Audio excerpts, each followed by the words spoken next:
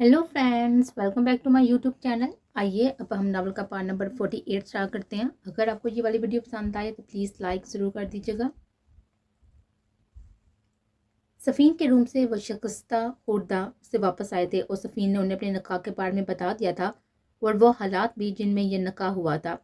साथ ही झिझकते हुए वो उन्हें अपने असल गुनाहगार का नाम भी बता चुके थे, जिसे सुनकर कुछ लम्हों के लिए वो शशतर रह गए थे और बिना एक लफ्ज़ कहे चुपचाप उसके पास उठकर अपने बेडरूम में चले आए थे।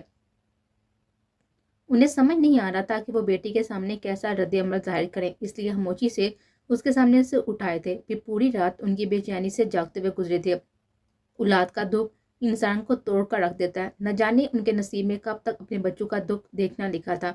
पूरी रात इन्हीं सोचों की नज़र हो गई थी और फिर सुबह के करीब उनकी आंख लगी थी कि अचानक साइड टेबल पर रखा हुआ उनका फ़ोन बजने लगा था। उन्होंने नींद से बोझल होती हुई आंखों उसके साथ फ़ोन उठाकर कान से लगाया था। हेलो हेलो हेलो पापा, मैं आशा बोल रही हूँ। पापा, वो वापस आ गया है। पापा, वो अभी घर आया है और मुझे धमकी देकर गया है कि वो सनम को ले जाएगा। वो सनम को ले जाएगा पापा। वो कह रहा था कि वो इस बार वो सनम से शादी करेगा। और पापा, आप प्लीज़ सनम को वापस बुला लें। पापा, सनम ने यहाँ मेरे साथ आकर बहुत ही बड़ी गलती की है। उसे बुलवा लें पापा और मुझे माफ़ कर दें। दोबारा पाकिस्तान आने की जिद मैंने ही की थी। आप सही कह रहे थे, मुझे यहाँ नहीं आना चाहिए था।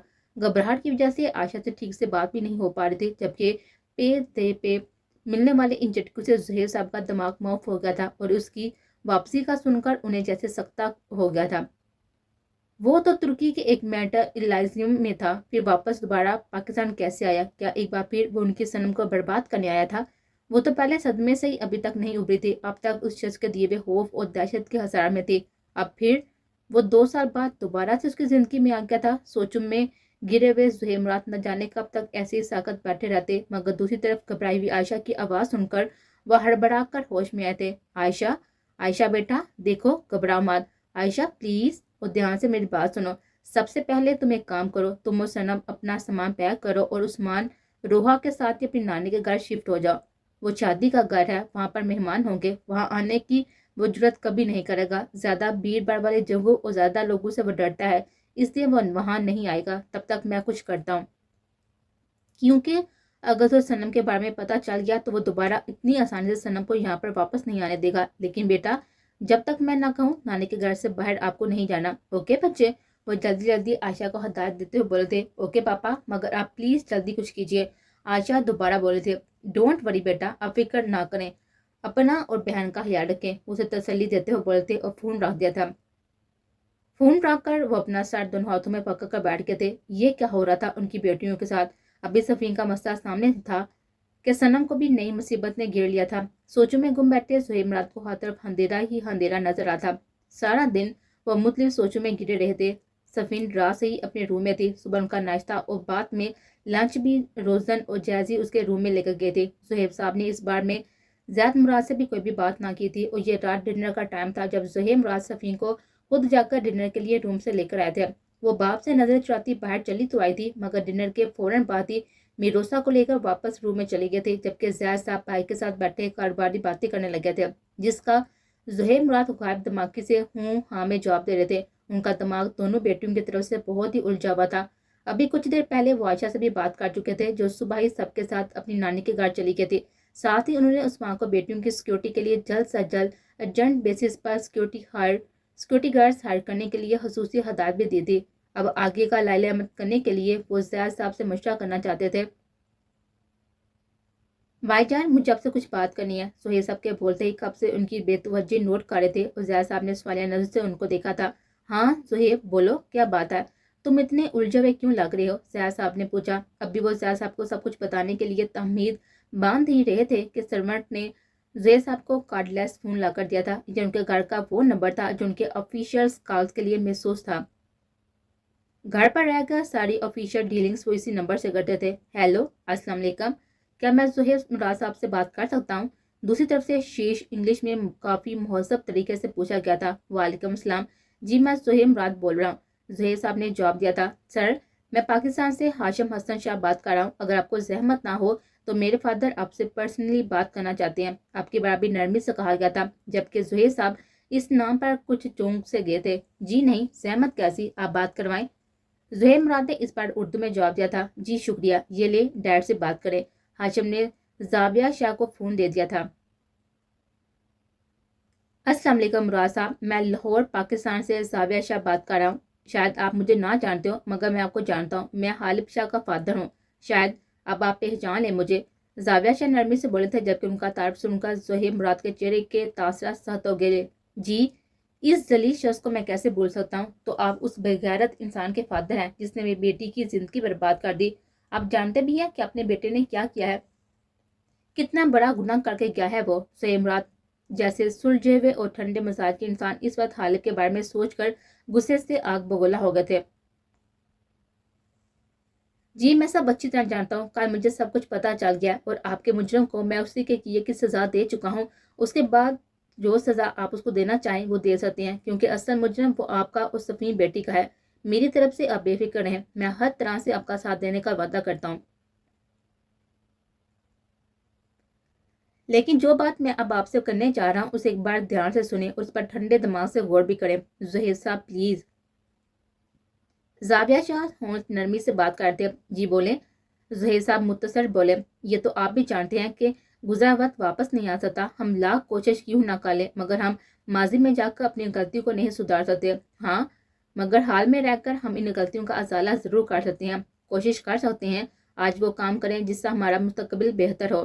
سمیم بیٹی کی زندگی برباد کرنے والا میرا بیٹا ہے، یہ بات سب جان چکے ہیں۔ آپ اسے جو مرضی چاہیں سزا دے لیں، جیل بھجوا دیں یا پھانسی پر چڑھا دیں، مگر اس سے اس نقصان کی تلافی نہیں ہو سکتی جو حالت کی وجہ سے آپ کی بیٹی کا ہوا۔ صہیب صاحب، آپ حالب کو سزا دے کر سفین بیٹی کی زندگی میں خوشیاں لانی بھی چاہیں، اس کو حالب سے طلاق دلوا کر اس کی شادی کرنی چاہیں، تب اس بات کی کوئی گارنٹی نہیں ہے کہ آگے جس شخص کو بھی آپ سفین بیٹی کا ہاتھ سونپیں گے وہ اسے اس کے ماضی سمیت خوشی خوشی قبول کر لے گا۔ اور اگر اس ماضی کو چھپا بھی لیا جائے تو بھی سفین بیٹی زندگی بھر اس انسان کے ساتھ اس گلٹ کے ساتھ زندگی گزارے گی۔ وہ اپنی زندگی کا اتنا بڑا ساتھ چھپا کر اپنے ہم سفر کو دھوکہ دے رہی ہے۔ زاویہ صاحب کی بات زہیر مراد کے دل کو لگی تھی، واقعی ان کی سفین کا مستقبل کیا ہوتا اگر وہ غالب کو سفین سے الگ کر کے کسی دوسرے انسان کو سفین کی زندگی میں شامل بھی کر دیتے، تو کیا ان کی بیٹی اپنے ماتھے پر لگے اتنے بڑے داغ کے ساتھ ایک پرسکون اور مکمل زندگی گزار سکتے تھے؟ اور پیسے کے بل پر اگر وہ اس شخص کا منہ بند کر دیتے تو کیا پیسے سے وہ اپنی بیٹی کے لیے سچی خوشیاں بھی خرید پاتے؟ تو آپ کیا چاہتی ہیں شاہ صاحب؟ جو کہنا ہے کھل کر کہیں۔ زہیر مراد ان کی اصل بات کی طرف لا رہے تھے۔ میں کہنا نہیں، آپ کے آگے اپنا دامن پھیلانا چاہتا ہوں صہیب صاحب، میں آپ سے اپنے بیٹے غالب کے لیے سفین بیٹی کا ہاتھ مانگتا ہوں۔ جانتا ہوں میرے بیٹے نے آپ کی بچی پر بہت ہی ظلم کیا، اس کی زندگی برباد کی ہے، اور یہ بات ایک باپ ہونے کے ناطے میں اچھی طرح سمجھ سکتا ہوں کہ اس بچی سمیت آپ بھی اس وقت کس قدر اذیت و کرب سے گزر رہی ہوں گے، مگر آپ کے اس درد و اذیت کا مداوع بھی وہی شخص کرے گا جو آپ کا مجرم ہے۔ جس شخص نے سفین بیٹی کی زندگی برباد کی ہے وہی اسے اباب بھی کرے گا، جس نے زخم دیا ہے وہی مساحی بھی کرے گا، جس نے اس کا دامن کو داغ بدار کیا ہے وہی اس کے ساتھ اپنے نام کی چادر بھی ڈالے گا، جس نے سفین کی زندگی کو اجاڑا ہے اب وہی اس کی زندگی اباب بھی کرے گا۔ زہیر صاحب، میں ہاتھ جوڑ کر آپ سے اپنی بیٹی کا ہاتھ مانگتا ہوں، گزارش کرتا ہوں کہ آپ غالب اور سفین کی شادی کے لیے ہاں کر دیں، بدلے میں سفین بیٹی کی خوشیوں کی گارنٹی میں آپ کو دیتا ہوں۔ غالب سفین بیٹی سے بہت ہی محبت کرتا ہے، اس نے جو کیا ایک غلط فہمی کی بنا پر کیا، وہ آپ کے بیٹے اور سفین کے رشتے کو غلط سمجھا تھا، اسے نہیں پتا تھا وہ دونوں بہن بھائی ہیں، اس نے جو کیا سراسر غصے میں کیا، لیکن اسی دن سے وہ اپنے عمل پر شرمندہ ہے۔ سہیل صاحب بہت ہی نادم ہے، تڑپ رہا ہے، رو رہا ہے، سفین کے ساتھ جو سلوک اس نے کیا ہے اس پر پل پل پچھتا رہا ہے۔ میں نے اپنی آنکھوں سے اس کی ندامت دیکھی ہے، اس لیے آپ یہ مت سمجھیے گا کہ میں اپنے بیٹے کی پوزیشن کلیئر کرنے کو اس کی پیروی کر رہا ہوں، میں بس آپ کو حقیقت بتا رہا ہوں اور ہاتھ جوڑ کر آپ سے درخواست کرتا ہوں کہ اس کی شادی کے لیے ہاں کر دے۔ نکاح ان لوگوں کا ہو چکا ہے، لیکن میری خواہش ہے کہ اب آپ کی دعاؤں کے ساتھ یہ رشتہ دوبارہ جڑے، یہ کوئی دباؤ نہیں، بس میری دلی خواہش ہے۔ آپ پلیز اس پر غور کریں اور سفین بیٹی سے بھی اس کے بارے میں بات کریں، کیونکہ بہرحال آخری فیصلہ آپ کا اور سفین بیٹی کا ہی ہوگا۔ اگر آپ کو یہ شادی قبول ہے تو میرے لیے اس سے زیادہ خوشی کی کوئی بات نہیں ہوگی، اگر نہیں تو آپ کے مجرم کو میں آپ کے سامنے پیش کر دوں گا، بس یہ بتا دیں کہ اسے پاکستان آ کر آپ سزا دیں گے یا میں اسے کینیڈا لے کر آؤں۔ زاویہ صاحب کی پوری بات کو زہیر صاحب نے نہایتی غور سے سنا تھا اور بالآخر ایک فیصلے پر پہنچ گئے تھے۔ اب یہاں آنے کی زحمت مت کریں شاہ صاحب، میں 2 دن بعد سفین کے ساتھ پاکستان آ رہا ہوں، اس مسئلے پر بات اب آمنے سامنے بیٹھ کر ہوگی۔ زہیر صاحب نے اس بار متوازن لہجے میں کہا تھا، جس پر زاویہ شاہ ایک پل کو چون گئے تھے۔ ٹھیک ہے زہیب صاحب، میں آپ کا انتظار کروں گا، زاویہ شاہ کے کہتے ہوئے فون رکھ دیا تھا، جبکہ زہیب صاحب نے بھی فون رکھ کر سامنے بیٹھے زید مراد کو دیکھا تھا، جو کہ کافی دیر سے بے چین بیٹھے بھائی کی بات ختم ہونے کا انتظار کرتے۔ یہ سب کیا ہے زہیب؟ تم کس سے بات کر رہے تھے؟ کون ہے یہ شاہ صاحب اور کس کی زندگی برباد کی ہے اس شخص کے بیٹے نے؟ کیا تم سفین کے بارے میں بات کر رہے تھے؟ زید مراد نے زہیب صاحب سے پوچھا تھا۔ پاکستان سے زاویہ شاہ کا فون تھا بھائی جان، اس کے بیٹے حالب شاہ سے۔ میں سفین کی شادی کر رہا ہوں، اس لیے میں 2 دن بعد سب کو لے کر پاکستان جا رہا ہوں اور آپ بھی میرے ساتھ چل رہے ہیں۔ وہ سکون سے بولتے ہوئے زید مراد کو بے سکون کر چکے تھے۔ واٹ؟ یوں اچانک سفین کی شادی اور زاویہ شاہ کے بیٹے سے تم کب ملے؟ کون ہے؟ کیا کرتا ہے؟ کچھ پتا بھی ہے تمہیں؟ یہ سب کیا کر رہی ہو تم زہیب؟ زید صاحب حیرت کی زیادتی سے بے ربط بول رہے تھے۔ انہیں یوں حیران پریشان دیکھ کر زید مراد نے ایک گہری سانس بھرتے ہوئے شروعات سے لے کر آخر تک ایک ایک لفظ بڑے بھائی کو بتایا تھا۔ حالب سمیت ان چاروں سے ملنا اور سفین کے ساتھ ہونے والے حادثے کے علاوہ ابھی فون پر زاویہ شاہ کے رشتے کی پیشکش بھی۔ وہ ایک ایک بات بھائی کو بتاتے چلے گئے تھے۔ جس انسان نے میری بچی کے ساتھ اتنا سب کچھ کیا وہ اس کا اصل مجرم ہے، تم اسے ہی سفین کا ہاتھ دینا چاہتے ہو؟ کیا تم پاگل ہو چکے ہو صہیب؟ زید مراد برہمی سے بولتے۔ بھائی جان، اگر میں کہوں کہ سفین بھی اس لڑکے کو چاہتی ہے تو؟ زہیر صاحب کل سفین کی کیفیت کو مد نظر رکھتے ہوئے بولے، تبھی ان کی بات پر ایک پل کو زید مراد بھی خاموش ہو گئے تھے۔ بھائی جان، بیرام واپس آ گیا۔ زہیر صاحب نے ایک اور انکشاف کیا تھا جسے سن کر زید مراد ایک پل کو جیسے فریز سے ہو گئے تھے۔ اس کے بعد انہوں نے عائشہ کے کال کے بارے میں بتانے لگے تھے۔ میں اس وقت بیرام کے شر سے اپنی صنم کو بچانا چاہتا ہوں بھائی جان۔ اگر سفین کو بھی نظر انداز نہیں کر سکتا تبھی میں نے فیصلہ کیا ہے کہ میں پاکستان جاؤں گا اور سفین کو اس کے شوہر کے حوالے کر کے کم سے کم اس کی طرف سے پرسکون ہو جاؤں گا۔ اس کے بعد میں صنم کو اس شیطان سے محفوظ کرنے کے لیے کوئی تدبیر کروں گا۔ زہیر صاحب نے آئندہ کا لالے امبر بھائی کے گوشت گزار کر دیا تھا۔ اس کی دھیمی اور پرسدہ آواز سن کر زید صاحب کو بے ساختہ اپنے چھوٹے بھائی پر ترس آیا تھا، جو کب سے اولاد کی طرف سے آزمائشوں میں گرے ہوئے تھے۔ لیکن زہیب، ایک بار پھر سوچ لو، کہیں جلد بازی میں تم کوئی غلط فیصلہ تو نہیں کر رہے؟ زید مراد نے دوبارہ انہیں سمجھانا چاہا تھا۔ آپ فکر مت کریں بھائی جان، جو کچھ میں کر رہا ہوں بہت ہی سوچ سمجھ کر کر رہا ہوں۔ بس آپ سب کچھ سنان پر چھوڑ کر پاکستان چلنے کی تیاری کریں، اور ہاں، اس بارے میں سنان کو ابھی کچھ بھی نہ بتائیے گا، وہ بہت ہی جذباتی اور جوشیلا ہے۔ کوئی بھی کام کرنے سے پہلے اس کے نتائج پر غور نہیں کرتا۔ سفین کی اس وقت شادی وقت اور حالات کا تقاضا ہے، مگر سنان یہ سب نہیں سمجھے گا، اس لیے اسے اس شادی کے بارے میں بعد میں سب بتائیے گا۔ اب اس کا کوئی فائدہ نہیں ہے، اینڈ ٹرسٹ می بھائی جان، میں کچھ بھی غلط نہیں کر رہا۔ وہ بھائی کے کاندھے پر ہاتھ رکھتے ہوئے بولے تھے۔ زید صاحب اسباب میں سر لاتے الجھے ہوئے اٹھ کر اندر چلے گئے تھے۔ اب زہیب صاحب تیزی سے حالہ کا نمبر ملاتے ہوئے انہیں کل واپسی کے لیے کال کرنے لگے تھے۔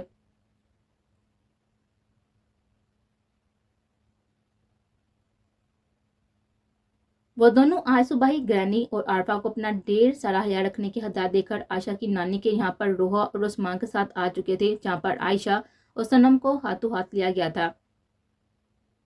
آخر کو عائشہ اب زید مراد کی بیٹی تھی، جسے 9 سال پہلے ہی سہیل صاحب یہاں سے لے کر جا چکے تھے۔ اب وہ کینیڈا میں ایک شاندار زندگی گزار تھی۔ اس کے سرپرست اس کے سگے چچا زہیب مراد ہے۔ پاکستان میں قیام کے دوران بھی زہیب صاحب نے عائشہ کو کبھی ان لوگوں سے ملنے نہیں دیا تھا۔ یہ 2 بار ان کے ممانیوں نے ڈیٹھوں کی طرح ان کے یہاں پر جا کر عائشہ سے ملنے کی ڈیمانڈ بھی کی تھی، مگر عائشہ نے ان سے ملنے سے منع کر دیا تھا۔ 7 سال وہ پاکستان میں رہ کر گئے تھے۔ اس دوران سوائے نبیلہ کے اس نے اپنے ننیال والوں میں سے کسی سے بھی کوئی بھی رابطہ نہیں رکھا تھا، کیونکہ وہ لوگ اس قابل ہی نہیں تھے۔ ابھی نبیلہ کی شادی صرف اس کے پاکستان آنے کا بہانہ بنی تھی، جہاں پر خالد صاحب کی وجہ سے آئی تھی، تاکہ سفین کے مجرم کو اس کے کیے کی سزا دے سکے۔ سالوں بعد اس کے ماموں ممانی عائشہ کے سلوک کو دیکھ کر دنگ رہ گئے تھے۔ اب وہ بچپن والی ڈری سہمی عائشہ مراد نہیں رہی تھی، جسے جب دل چاہتا مار پیٹ کر کمرے میں بند کر دیا جاتا تھا۔ اب وہ مقابل کی آنکھوں میں آنکھیں ڈال کر بات کرنے والی کانفیڈنٹ عائشہ مراد تھی، جسے بات کرنے سے پہلے 2 بار سوچنا پڑتا تھا۔ آج جب سے وہ ان کے گھر آئی تھی، اس کو مہنوس کا تمغہ دینے والے اس کے ماموں ممانیاں صبح سے اس کے آگے پیچھے گھوم رہے تھے۔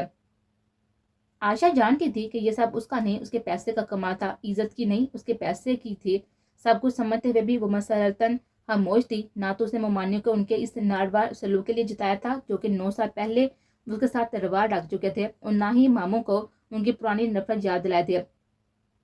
اب ایسا کرنے کا کوئی بھی فائدہ نہیں تھا، کیونکہ وہ یہاں پر گڑے مردے اکھانے نہیں آئی تھی، اس لیے نارمل سی سب کے ساتھ بات چیت کرتے۔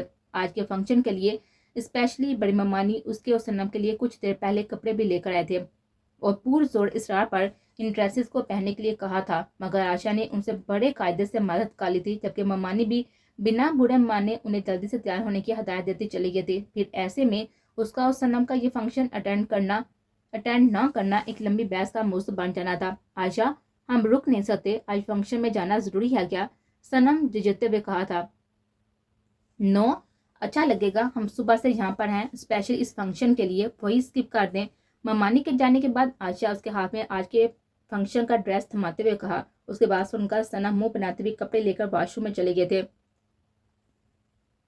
وہ اب تک کل والے واقعے کے زیر اثر تھی اور مکمل خوف کے حصار میں تھی۔ تبھی عائشہ صبح سے اس کے ساتھ لگی ہوئی تھی اور یہ مسلسل اس کی برین واشنگ کا یہ اثر تھا کہ اب وہ جا کر ذرا نارمل ہوئی تھی، مگر اب بھی باہر جانے کے نام سے جھجک رہی تھی۔ وہ اور سنم چینج کر چکی تھی۔ پیوٹیشن کو عائشہ نے کال کر کے اس کے گھر کا ایڈریس دے دیا تھا، اس لیے وہ بھی طے شدہ ٹائم سے پہنچ چکے تھے۔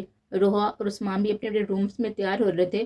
فنکشن گھر کے پاس ایک بڑے سے ہال میں ارینج کیا گیا تھا۔ کمبائنڈ فنکشن تھا، تبھی مہمانوں کی تعداد بھی زیادہ تھی۔ سنم آج اتنی خوبصورت لگ رہی تھی کہ عائشہ نے آگے بڑھ کر بے ساتھ اس کو ساتھ لگا کر پیار کیا تھا اور دل ہی دل میں اس کے دائمی خوشیوں کے لیے دعا کرنے لگے تھے۔ سنم اپنی زندگی میں دوسری بار ایسے تیار ہوئی تھی، ورنہ کینیڈا میں تو تیاری کے نام پر بس ایک پنک کلر کی لپ گلوس اور خود کو اوکے کر دیا کرتے تھے۔ عائشہ بھی آج وائٹ فراک میں کوئی مومی گڑیا ہی لگ رہے تھے۔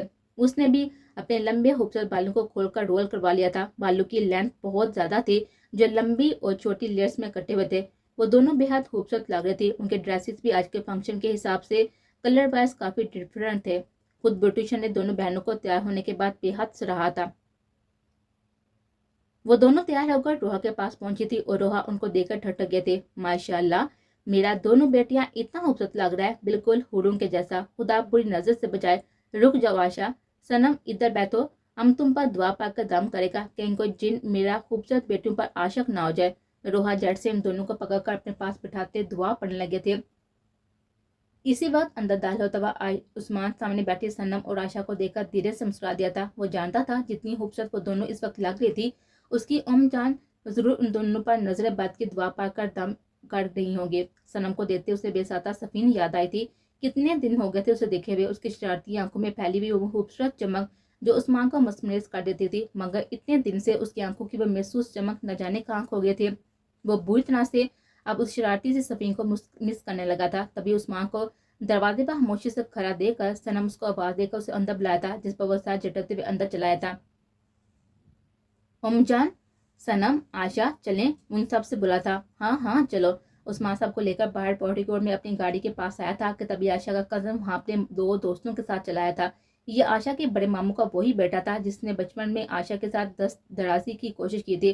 صبح سے وہ گھر میں نظر نہیں آیا تھا، مگر اب نہ جانے کہاں سے اچانک سے آ گیا تھا اور آج بھی بچپن کی طرح بد نیت تھا۔ تبھی عائشہ کو دیکھ کر اس کی آنکھوں میں وہی غلاظت اتر آئی تھی، لبوں پر مکرو مسکراہٹ پھیل گئے تھے۔ السلام علیکم، کیسی ہو عائشہ؟ مجھے بھول گئی؟ میں نعمان، تمہارا کزن۔ سوری، وہ میں شادی کی وجہ سے ذرا بزی تھا، اس لیے ملاقات نہیں ہو سکی۔ ویسے تمہارے ساتھ موجود یہ پڑی پیکر صہیب انکل کی بیٹی ہے نا؟ وہ عائشہ کے ساتھ کھڑی ہوئی سنم کو دیکھ کر حباسوں سے بولا تھا، جسے ناگفار نظر سے دیکھ رہے تھے۔ اس دوران اس نے روحا اور عثمان کو بالکل نظر انداز کر دیا تھا، کیونکہ اپنی ماں کی زبانی وہ جان چکا تھا کہ عائشہ اپنی چچا زاد کے علاوہ ایک بوڑھی عربی عورت اس کے جوان 23-24 سالہ بانجے کے ساتھ پاکستان آئی ہے، جو ان کے گھر میں کام کرتے ہیں۔ سنم کو دیکھتے وہ سمجھ گیا تھا کہ وہ عائشہ کے کزن ہے، جبکہ روحا اور عثمان کو بھی وہ ماں کے بتائے ہوئے حلیے سے اچھی طرح پہچان چکا تھا، اس لیے اس نے روحا اور عثمان کو بالکل اگنور کر دیا تھا۔ وعلیکم السلام، میں ٹھیک ہوں نعمان بھائی، آپ کو کیسے بھول سکتی ہوں میں؟ آپ آج بھی ویسے چھچورے، واہیات اور بدتمیز ٹائپ کے ہیں جیسے بچپن میں ہوا کرتے تھے، بالکل بھی نہیں بدلے۔ اور یہ پڑی پیکے نہیں، آپ کی دوسری چھوٹی بہن ہے سنم۔ کیا آپ نہیں جانتے کہ بڑے بھائی بہنوں کو ایسے گھٹیا ناموں سے نہیں بلاتے؟ خیر، یہ ہماری روح ہے، خالہ ماما کی بڑی بہن، اور یہ ان کے بیٹے ہیں، ہمارے بھائی۔ نعمان کو دیکھا عائشہ نے اپنے لبوں پر کاٹا مسکراہٹ سجاتے ہوئے کہا تھا۔ لگے ہاتھ روحا اور عثمان کا طرف دیکھ کر ان کی اہمیت بھی واضح کر دیے تھے، ساتھ ہی نعمان کو آنکھوں ہی آنکھوں میں خود سے دور رہنے کی وارننگ بھی دے ڈالتے۔ نعمان اس کے دوست عائشہ کے جوابی وار پر گڑبڑا کر آئے گئے تھے۔ اچھا ٹھیک ہے، تم ہاتھ میں جا رہی ہو، ایڈریس پتا ہے نا تمہیں؟ چلو ہم لوگ وہیں پر جا رہے ہیں، تمہیں اور سنم کو چھوڑ دیں گے۔ اس نے سر تپا عائشہ اور سنم کو گہری نظر سے دیکھتے ہوئے کہا تھا۔ نہیں، اس کی ضرورت نہیں ہے مسٹر نعمان، میں ابھی حال سے ہی آ رہا ہوں۔ دلہن اس کی امی کو چھوڑ کر، مجھے حال کا راستہ پتا ہے، اس لیے اپنی بہنوں کو میں لے جاؤں گا، آپ زحمت نہ کریں۔ عثمان نے ٹک کا ساتھ جواب دے کر صنم اور عائشہ کو اندر بیٹھنے کا اشارہ کیا تھا۔ وہ نعمان کو ایک نظر دیکھتے ہی پہچان چکا تھا کہ وہ کس ٹائپ کا بندہ ہے۔ عائشہ زہریلی نظروں سے نعمان کو دیکھتی کار کے اندر بیٹھ گئی تھی اور صنم اور روحا بھی دوسری طرف کا گیٹ کھول کر بیٹھ چکے تھے، جبکہ نعمان ڈٹائی کا اعلیٰ ترین مظاہرہ کرتے ہوئے دانتوں کی نمائش کرتا ہوا اپنی انہی بے باک نظروں سے عائشہ اور صنم کو دیکھ رہا تھا۔ عائشہ نے گھر میں بیٹھتے ہی اپنی سائیکل کا شیشہ چلاتے ہوئے عثمان کو گاڑی آگے بڑھانے کا کہہ دیا تھا۔